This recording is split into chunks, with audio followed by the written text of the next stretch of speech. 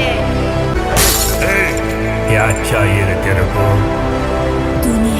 KGF. So ಈ golden movie ಮೂಲಕ ಕನ್ನಡ ಚಿತ್ರರಂಗದಲ್ಲಿ ಅನೇಕರು ಬೆಳಕಿಗೆ ಬಂದರು. ನಾನು ಯಾವುದೇ ಬೇರೆ ಫಿಲಮ್ ಮಾಡಿರ್ಬೋದು, ಓಕೆ, ಆದರೆ ಮೇನ್ ಆಗಿ ನನ್ನ ಆ್ಯಕ್ಟಿಂಗ್ ಕೆರಿಯರ್ಗೆ ಒಂದು ತೂಕ ಅಂತ ಇರೋದು KGF ಇಂದ. ಸೊ ನನ್ನ ರೂಟೀನ್ ಹಂಗಿತ್ತು. ಸ್ಕೂಲ್ ಮುಗಿಸಿ ಮನೆಗೆ ಹೋಗಿ ಫ್ರೆಶ್ ಅಪ್ ಆಗು, ಅವ್ರು ಬರ್ತಾರೆ, ಪಿಕ್ ಮಾಡ್ತಾರೆ, ಸ್ಟುಡಿಯೋಗೆ ಹೋಗು, ವಾಪಸ್ ಬಂದು ಬಿಡ್ತಾರೆ. ಅಂದರೆ ಫುಲ್ ಡೆಡಿಕೇಶನಲ್ಲಿ ಇರ್ತಾರೆ. ಓಕೆ, ಆಫ್ ಸೆಟ್ ಅಂತೂ ಅವರಷ್ಟು ಜೋವಿಯಲ್ ಪರ್ಸನ್ ಇನ್ನು ಯಾರು ಇಲ್ಲ. ಆರಾಮಾಗಿ ಆಟ ಆಡ್ಕೊಂಡು ಎಷ್ಟೊಂದು ಸಲ ಕ್ರಿಕೆಟ್ ಎಲ್ಲ ಆಡಿದೀವಿ ಸೆಟ್ಟಲ್ಲೇ. ಸಿನಿಮಾದಲ್ಲಿ ನೀವಿಬ್ರು ಭೇಟಿ ಆಗಕ್ಕೆ ಸಾಧ್ಯನೇ ಇಲ್ಲ, ಯಾಕಂದ್ರೆ ಅವ್ರದ್ದೇ ಪಾತ್ರ.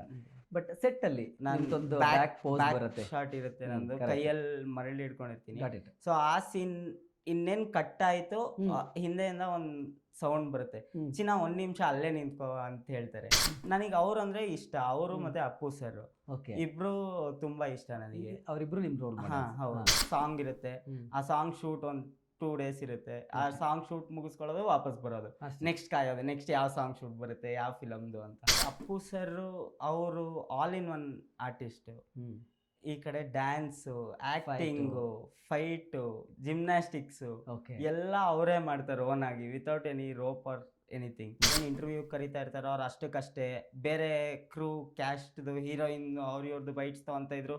ಒಂದು ಟೈಮ್ ಬರುತ್ತೆ ಯಾವಾಗ ಪ್ರತಿಯೊಬ್ರು ನನ್ನಿಂದೆ ಬರ್ತಾರೆ, ನಾನು ಯಾರಿಂದೇನೋ ಹೋಗಲ್ಲ ಆ ಟೈಮಲ್ಲಿ ಅಂತ. ಅನ್ಮೋಲ್ಗೆ ಏನೋ ತುಂಬಾ ದೊಡ್ಡ ಮಟ್ಟಕ್ಕೆ ಏನೋ ಸಿಗ್ಬೇಕಾಗಿತ್ತು ಅಂತ ಅನ್ಸುತ್ತೆ. ಇಂಡಸ್ಟ್ರಿ ವೆಲ್ಕಮ್ ಮಾಡಕ್ ರೆಡಿ ಇತ್ತು, ಆದ್ರೆ ಕರೆಕ್ಟಾಗಿ ನನ್ನ ಟೈಮ್ ಹೆಂಗಿತ್ತು ಅಂದ್ರೆ, ಇವಾಗ KGF 1 ರಿಲೀಸ್ ಆಯ್ತು, ಅದಾಗಿ ಇನ್ನೇನು ನಾನು ಒಂದು 2-3 ಫಿಲಮ್ ಮಾಡಿದೆ.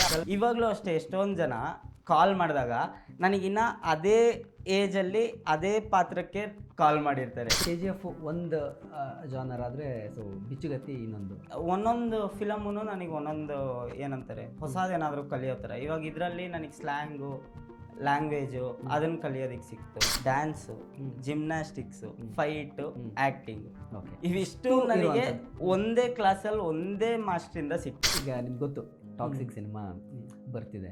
ಎಷ್ಟೊಂದು ಜನ ನನಗೆ ಸಿಕ್ಕಿದಾಗ ನೀನು KGF ಮಾಡ್ದಲ್ಲ, ಟಾಕ್ಸಿಕಲ್ ಮಾಡ್ತಾ ಇಲ್ವಾ ನೀನು ಅಂತಾರೆ. ಇನ್ನೊಂದು ಯಾವುದೋ ಒಂದು ಪ್ರಾಜೆಕ್ಟಿಗೆ ನಾನು ವರ್ಕ್ ಮಾಡ್ತಾ ಇದ್ದೀನಿ. ಓಕೆ, ಸೊ ಅದನ್ನು ಅತಿ ಶೀಘ್ರದಲ್ಲಿ ಆಚೆ ಬಿಡ್ತೀನಿ. ಆ ರಾತ್ರಿ 2 ಘಟನೆ ನಡೀತು.